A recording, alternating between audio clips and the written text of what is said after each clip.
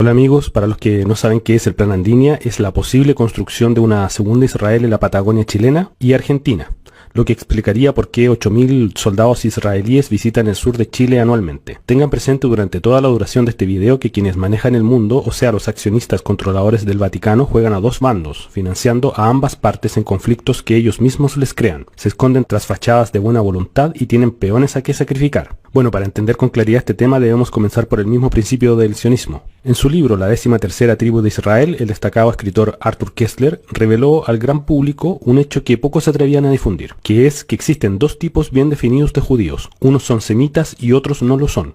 O sea, unos son verdaderos judíos del Medio Oriente y otros, que sorprendentemente son los que más influencia política y económica tienen y que crearon el sionismo, no lo son. Son judíos askenazi o házaros. Los házaros eran una tribu turco-mongola de mercenarios que peleaban guerras según les pagase un rey, y en el ocaso de su organización se convirtieron al judaísmo por conveniencia, o sea, para sobrevivir como tribu. O sea, no son judíos legítimos, por decirlo de alguna manera. De este origen son judíos europeos, de los cuales conocemos nombres como Kissinger o Rothschild, que son baluartes del sionismo.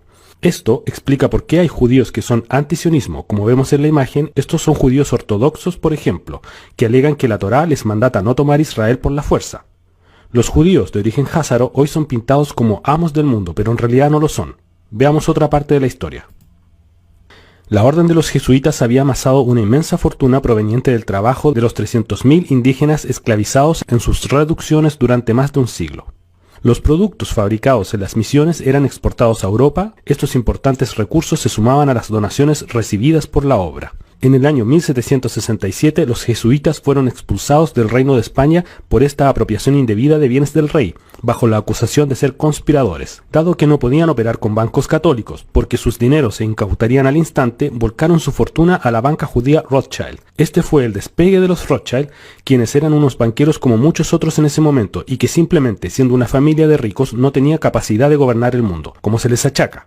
Solamente avalados por un gran poder pudieron alcanzar la notoriedad que hoy tienen. Los Rothschild son una familia, pero los jesuitas son un ejército y controlan los servicios de inteligencia de las mayores potencias mundiales. Entonces, la plata que maneja los Rothschild es en gran parte de los jesuitas, que utilizan a los Rothschild como testaferros, o sea, como fachada o como peones. Una vez que los jesuitas lograron dominar el Vaticano, mucho tiempo después de su expulsión, le habrían encargado a los Rothschild crear el sionismo, con el fin de que se eliminase mutuamente con el Islam y la religión católica prevaleciera al final. Siendo que los Rothschild son de origen házaro, poco les importaría que se destruyera el judaísmo, dado que ellos provienen de una raza de mercenarios. Esta reconstrucción del Imperio Romano que emergería de la eliminación de esas dos religiones es lo que modernamente conocemos como Nuevo Orden Mundial o Gobierno Mundial. Ahora, uno no instala un gobierno mundial de un día para otro, es un plan que toma generaciones. Dentro de este plan se enmarca el Plan Andinia, el Plan Kalergi, las cartas Mazzini-Pike, que realmente no las escribió Pike y que predicen 3 guerras mundiales, las 2 primeras con gran exactitud, y los protocolos de los sabios de Sion, que tampoco los escribieron judíos. De todo esto tendremos oportunidad de hablar en otros videos. Todos estos planes apuntan a la disolución de las naciones mediante divisiones territoriales, mezclas raciales, crisis de todo tipo y degradación de los valores patrios y de la calidad intelectual de las grandes masas. Si sumamos las cartas Mazzini-Pike que predicen las guerras mundiales al Plan Andinia, este último podría ser tentativamente un refugio ante la Tercera Guerra, que se libraría entre el sionismo y el islam y llevaría a una destrucción nunca antes vista y al agotamiento de las naciones. Vayamos ahora al origen del Plan Andinia. La base teórica de la construcción del Estado judío la puso Theodor Herzl en su libro Un Estado judío de 1882. Luego fue recogido por el Congreso Sionista Internacional de Basilea, Suiza, en 1897. En su obra, Herzl habla de la necesidad de que los judíos tengan su propia tierra e indica que los dos lugares más favorables serían Palestina y la Patagonia Argentina. Hay que hacer notar también que posteriormente, en 1938, un militar llamado Joseph Ottmar Hefter, en su libro llamado Un espacio para los judíos, menciona a Chile como una de las posibles alternativas. Como sea, este plan no fue nombrado como Plan Andinia hasta 1971 por Walter Beveraggi, un profesor de economía argentino. En el año 2002, un artículo publicado por el New York Times afirmaba que existían sectores en Argentina que sugerían la cancelación de la deuda externa a cambio de la Patagonia. Ante el escándalo que le siguió a su publicación, la nota fue corregida. Al año, aproximadamente 8.000 soldados israelíes, luego de terminar su servicio militar, terminan sus tradicionales vacaciones por el mundo en la Patagonia chilena, mediante un convenio que no les exige pasaporte, y luego cruzan a pie a la la Patagonia Argentina. Estos soldados habrían sido en numerosas ocasiones sorprendidos realizando tareas de topografía y cartografía en territorio chileno, lo que obviamente ha llamado la atención de los lugareños y hasta de autoridades como el ex senador Eugenio Tuma.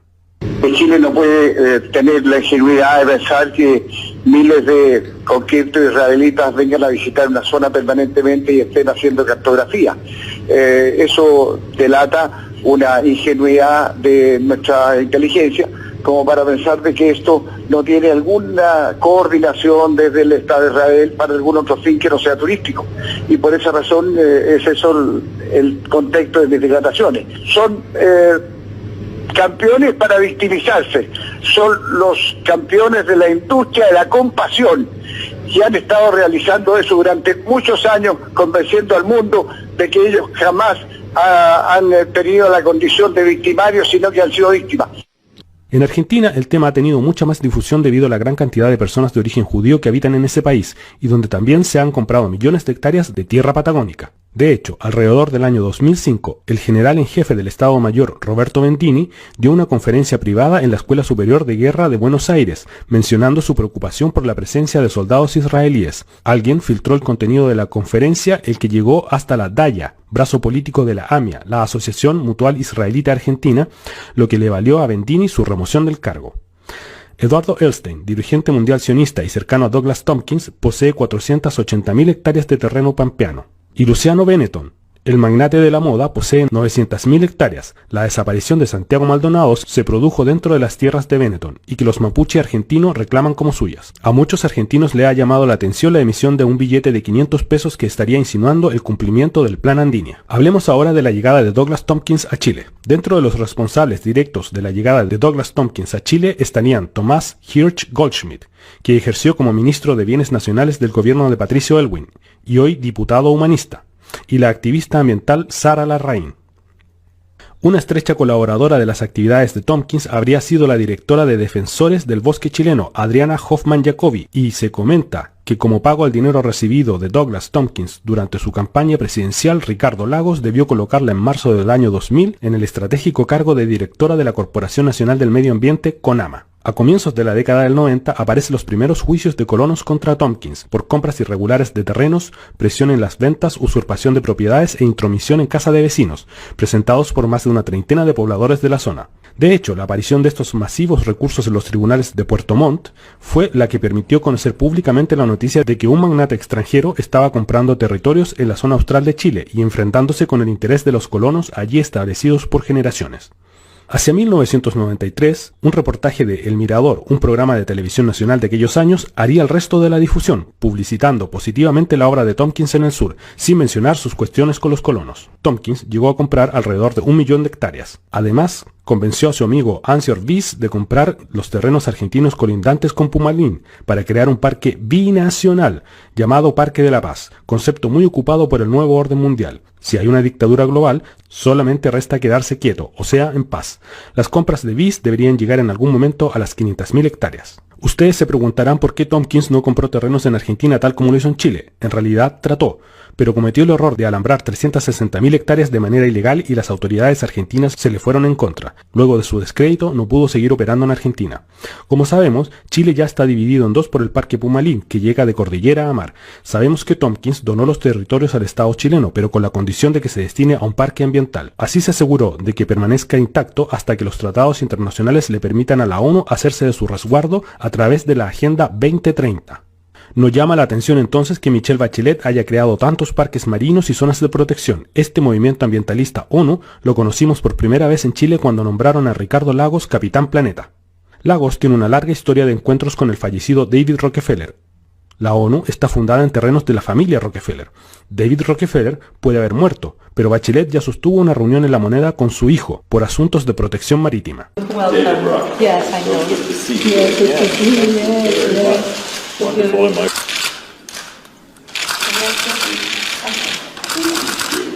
Uno de los mayores donantes para la causa ambiental de Tompkins fue la Fundación Rockefeller, liderada por David Rockefeller, que ya han visto en varias fotos. Carlos Alvarado García, un chileno que por más de una década trabajó con Douglas Tompkins en el diseño de Pumalín, expuso sus reparos acerca de las motivaciones del filántropo en una entrevista publicada por el Patagón Domingo en 2013. Alvarado menciona que, a medida que seguí trabajando me di cuenta que los intereses de ellos eran más fuertes que el interés global. Ellos están buscando lugares prístinos.